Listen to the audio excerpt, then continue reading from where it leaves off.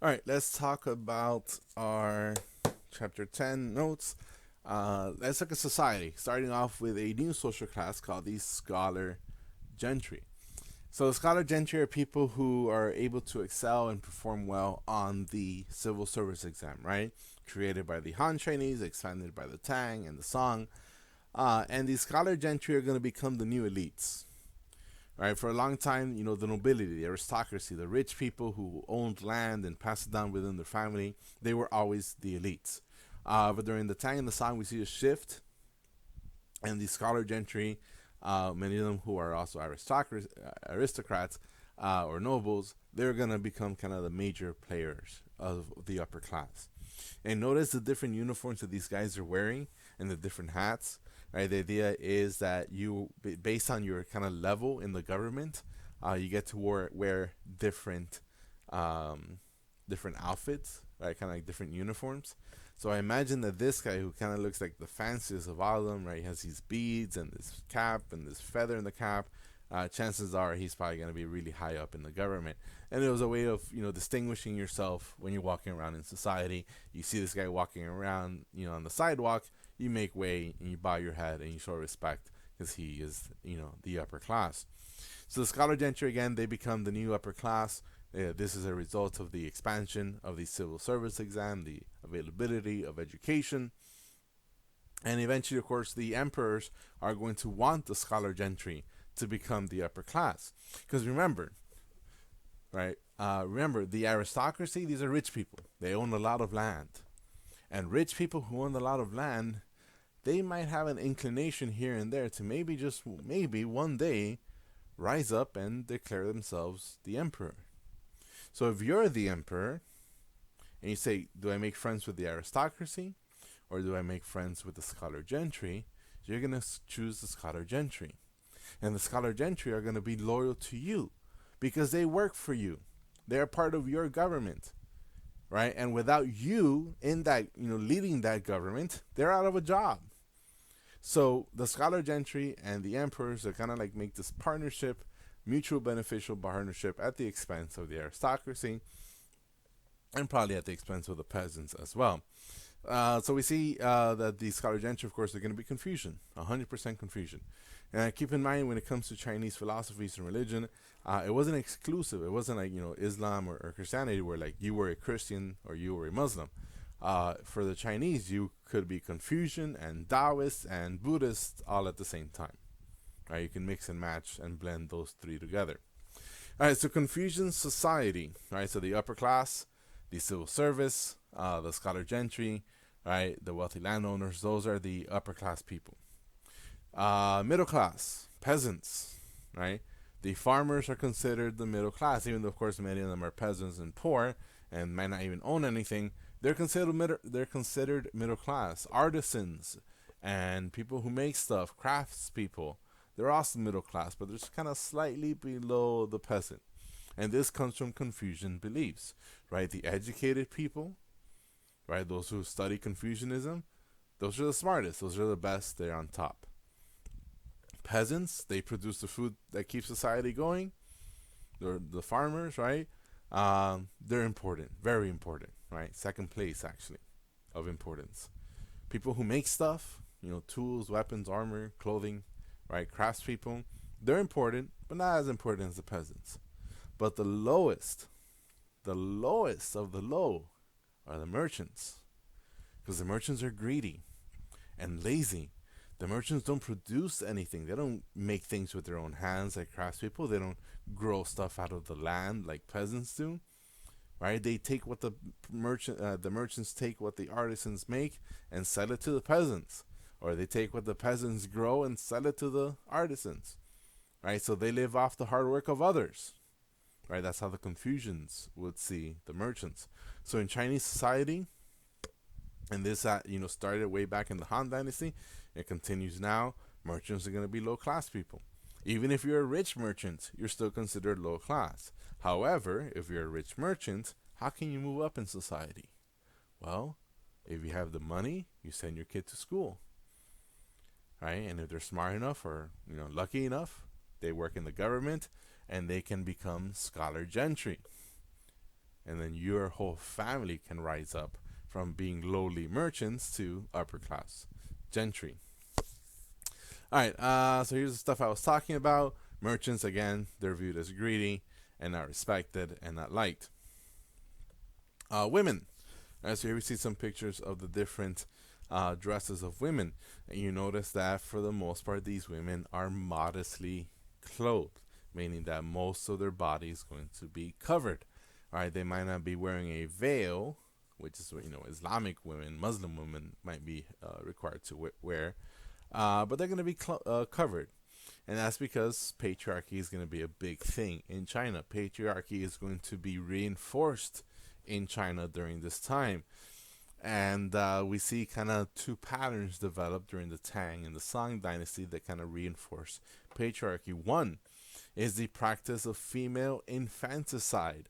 So in China, it was very common, especially amongst the poor, who couldn't afford to take care of many kids, that if your child was born and she happened to be a girl, it was kind of okay to kill him. And the idea was that women were not valued as much as men, so baby girls were not important as baby boys. So, if your family is struggling and you have this new mouth to feed, it might be easier just not to feed it. So you drown the baby and get it over with. So that's one practice that we see. It becomes kind of common. It becomes the norm. The other one is the practice known as foot binding. And foot binding is basically they will break the feet of a young girl, and the kind of like the toes will kind of like be mashed up into the rest of the feet. And the end result is that when they grow, instead of having these kind of like normal size feet, they're going to have these tiny feet, which makes it very difficult to walk and have keep your balance. And this tiny feet were slowly became the standard of beauty in Chinese society, right? Having small feet was the prettiest thing a girl could have, right? The most important thing.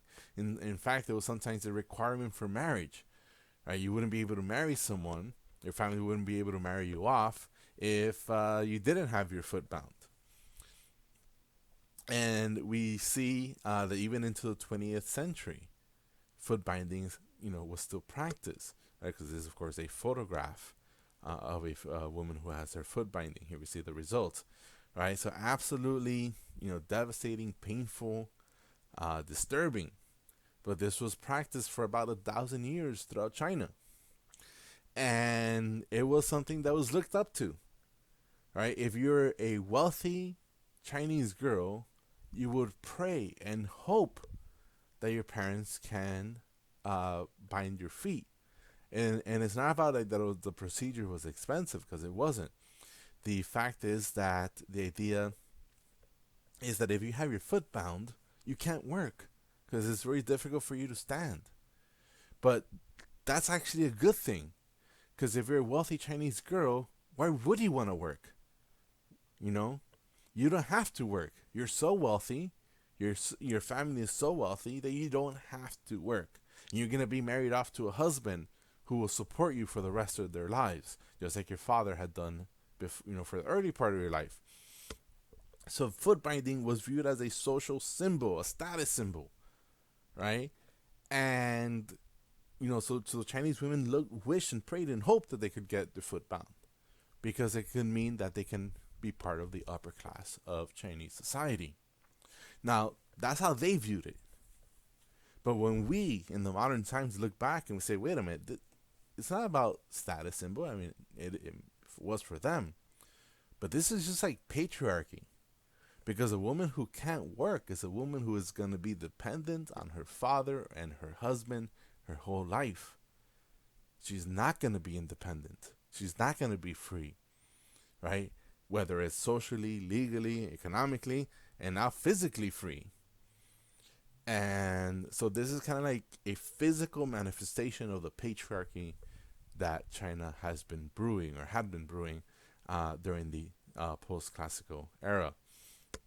Now, one of the greatest ironies is that in Chinese history, there has been only one woman to ever rule as emperor, or more, accurately, empress, and her name was Empress Wu, and she was part of the Tang Dynasty, right?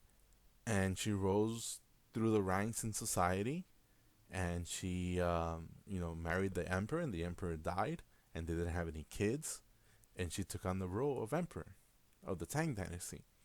So it's kind of ironic that one of the most patriarchal societies in the world had a woman as emperor, right, head of the state.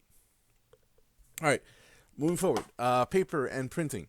So the Chinese invented paper, right, all the way back in the Han Dynasty, and they made it better. And then they spread that technology and knowledge to the Muslims, and the Muslims did a lot of great things with paper and books and knowledge and everything else. Then the Chinese start wood block printing, which is basically carving words onto a piece of wood, putting ink on it, and then stamping it and creating, words on a page or text on a page. And with the invention of paper and the invention of woodblock printing, we see more books. And these books are cheaper to make than ever before, which means more and more people can afford it, and more and more people can read, and we see higher literacy levels, and more people can take the civil service exam, and more people can move up in society, right? So we see inventions of cultural inventions, right, are now affecting social status, right? Paper means more opportunities in society. It also means an explosion of literature and art, because now there's going to be more people who can read, which means more people can buy books and purchase novels and purchase poems that they probably wouldn't have been able to before. So poetry becomes more popular during this time, during the Tang and the Song. They had these two famous poets, Du Fu and Li Bo. One was kind of like more upbeat, one was more like pessimistic. We also see landscape art, about drawing mountains and pictures. Here we see landscape painting, and there's a lot of symbolism here, right? Because it's all about nature, right? And even though there's people, you see them down there in the little, the little house over there. They're tiny, right, compared to the trees and the mountains and the lakes and everything else, right? And there's some people over here as well, and this is a lot of Taoism being considered, Taoism taking effect, because Taoism is all about blending humanity with nature, right? That balance between yin and yang, and the becoming one with nature, going with the flow, going with the Tao, right? So landscape painting becomes very popular, and you see that there's not a lot of colors. It's not that they were depressed; they just wanted to focus on the shapes of landscape. And who are going to be the people producing these works of art and works of literature? It's going to be the rich. It's going to be the scholar gentry, the educated people. And they're going to be buying and selling and reading and consuming all this art. And it becomes this new industry in China during the Tang and Song dynasties. All right, so that's it for this next part. We have one more to go.